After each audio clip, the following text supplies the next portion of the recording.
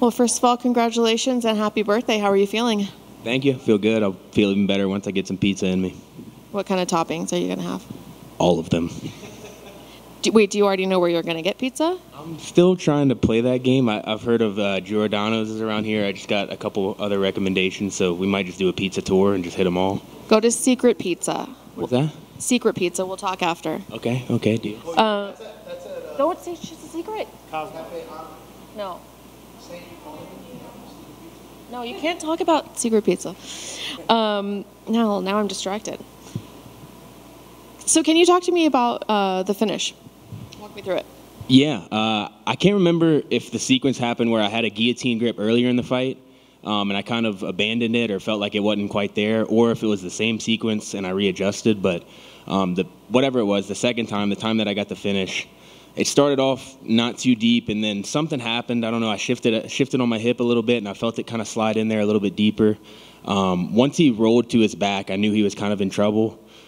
I thought about using it just to sweep and get on top and go back into mount and kind of control the round like I did in the first round. But somewhere in there I heard him gargling a little bit and just decided to crank on it and got the finish. Was that kind of the fight you expected from him, or did you have to adjust in there? Yeah, for sure. I knew Timbo was... He has a lot of finishes on the ground. I know that's kind of his comfort zone, but I felt more than ready to trade with him there and on the feet. On the feet, I think he got a little bit better of me than I would have hoped. But, that's why it's a fight. You got to fight through shit and come out the other side. Was there any fear that another loss would mean your job? Like, did you go in there with some pressure and some of that in your brain? Yeah, sure. Definitely knew if I took this loss, I probably wouldn't be in here for the next fight, In the same breath, also know that I have my back, and whatever happens, if I did lose, I would find some way, and life would go on, The UFC is the top of the game, and it's been my dream, but you never know what life is going to deal with you, or you never know what hand life is going to give you, and if it did give me a loss, I was going to keep going. This is my life. This is the way that fighting is the way that I learn who I am. It's the way that I become a better person. It's even if I took a loss, I wasn't going to stop. Even if I was out of the UFC, I wasn't going to stop. So once you commit to being, a lifer in the sport, it doesn't really matter if you take 3 or 4 losses in a row. You just know you're going to keep going, and whether that's in the UFC, great. Whether it's not, great. I'm just going to keep going, and it's the way I want to live my life. What did you learn about yourself this time? Or is that something you have to think about a little bit longer? I'm a riser. No, when my back's against the wall, I claw out. I don't shell up. I don't hide from adversity. I don't know. I have my back, and that's a comforting feeling. And the world's getting crazy. It's a good thing to know you have your own back, and I have a whole team of people that have my back as well, and I'm blessed, We didn't get to hear your whole post-fight, but we caught the end of it. It sounded like you were saying something. They bleep me? I don't know. We didn't hear it.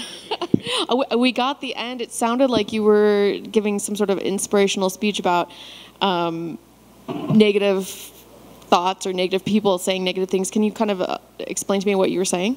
I don't even remember, to be honest. I say a bunch of bullshit, but all my life, I played football a long time. I've done this for 7, 8 years now. Everywhere I go, I've heard all my life, you're too short, you're too small, you're too slow, you're too this, you're too that. It doesn't mean shit. It's all how you use it, and that goes for not just in fighting, that goes not just for athletics, that goes for everything. It's your skill set is your skill set. What God gives you is what God gives you, and ultimately how you implement that in the world is up to you. People can say what they say. They can say positive things. They can say negative things. Ultimately, it's how you use it and what you do with it. You can say whatever you want back here. We won't bleep you. Hallelujah. Who's next for you, and when you want to get back in there? Who? I didn't get to do this. I don't have any call-outs. All I want to do is, Mom, Dad, if y'all end up watching this, thank y'all so much. The world gets real small when you lose a couple fights, but throughout the whole thing, ups and downs, and not just my pro career, not just my UFC career, but my amateur career.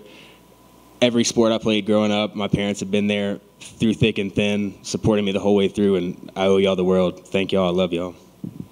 Thank you. I was going to say, before you got to the UFC, you were pretty much running through everybody. What was it like getting here? You got through the Contender Series, and then to get those first losses at the UFC, was there ever any point where doubt started entering your mind? You're like, wondered if you were able to compete at this level, and what does a win like what happened today do to squash that? Yeah, sure. I think if anybody comes in here and says they don't have doubts or they don't have, even if you're winning, when I was 9-0, I didn't expect to, go on a tear for the rest of my life and be Khabib Nurmagomedov out of Louisiana.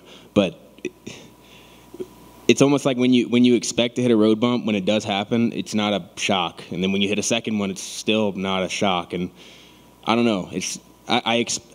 I didn't expect to get here and be all peaches and cream and roses and me just run through everybody. That's never been me. I've never been the kid to come in and just set the world on fire at once. But I am the kid that's going to stick with it and figure it out. And I'm going to do that more and more. You talk about Louisiana. There's something about Lafayette, Louisiana, or something about Louisiana has some tough fighters coming out of that area. What is it about Louisiana that makes people like yourself so tough? I think it's the king cake, bro.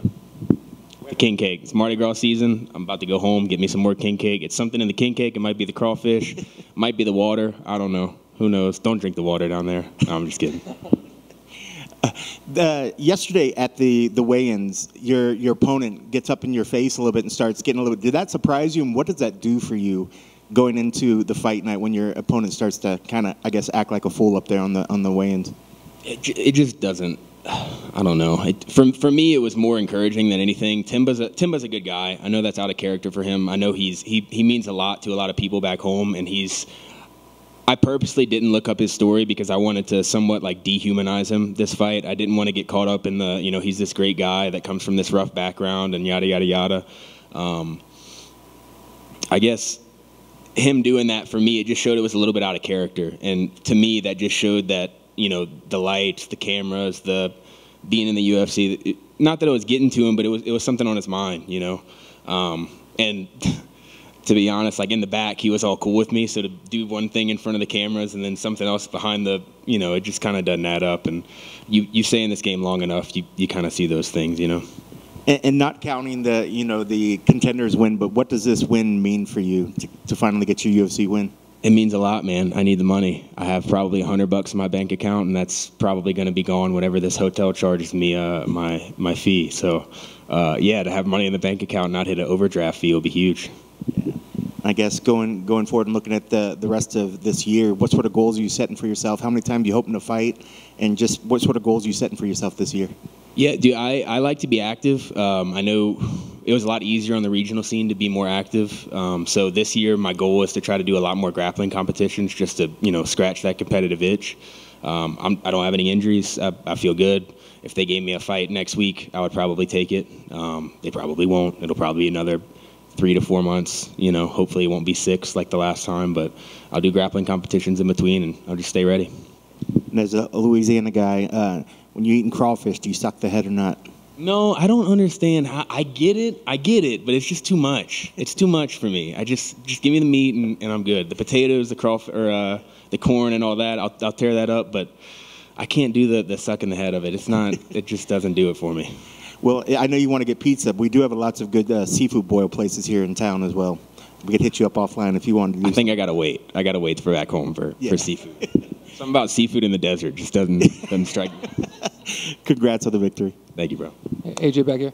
Just real quick. Your only losses are decision losses, right? And coming into this when you're possibly fighting for your roster spot here, was there a different mindset you had in camp or coming into today, right? As far as like, maybe I just need to make sure the judges don't even have to touch this fight. Was there a mindset change? To be honest, man, I feel like most of my decision losses are from me going for the finish and then like blowing my wad, not being. I'm a finisher when I fight, and sometimes that gets the best of me. Whenever I see somebody's hurt, like Ange, I had hurt Ange and just threw everything.